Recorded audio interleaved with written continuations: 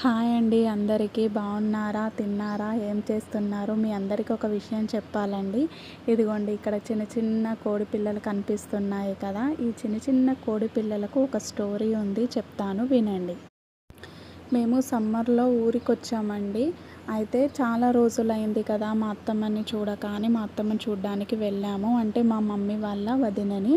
వాళ్ళ ఇంటికి మా అత్తని చూడ్డానికి మేము వెళ్ళేసరికి వాళ్ళు పెంచుకోవడానికి వాళ్ళ ఇంట్లో కోడిపిల్లలు లేవనేసి అమ్మడానికి చిన్న చిన్న కోడిపిల్లలు వచ్చాయంట. వాళ్ళు ఒక 10 12 ఎన్నో కోడిపిల్లలు తీసుకున్నారు.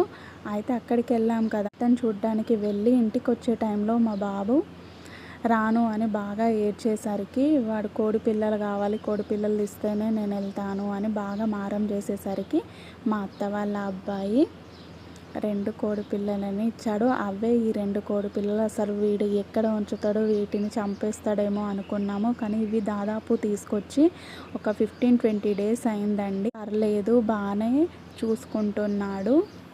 అసలు ఈ కోడి పిల్లలు మరి పెరుగుతాయా, పెరగవా ఏంటి అనేది ముందొచ్చే వీడియోలో అవి ఎలా ఉన్నాయి అనేది నేను మీకు చెప్తాను. వాటినైతే ఇప్పటికైతే బాగానే చూసుకుంటాడు. అవి కూడా వాడికి చాలా అలవాటు అయిపోయినాయి. పడుకో అంటే అవి పడుకుంటాయి. మరి భయానికో తెలియదు, ఏంటో తెలియదు. వాటిని పట్టుకొని పడుకో అంటే వాడు ఏ విధంగా పడుకోబెడితే ఆ విధంగా పడుకుండిపోతాయి. పాపం మా రెండింటిలో ఒకదానికి కాలికి దెబ్బ తగిలింది, ఇందాక చూపించాను కదా. వాటికి కూడా జెండు బాము, పసుపు, ఆయిల్ రాసి మెల్లిగా మసాజ్ చేస్తే అది కూడా క్యూర్ అయిపోయింది. ఇప్పుడు మంచిగా నడుస్తుంది.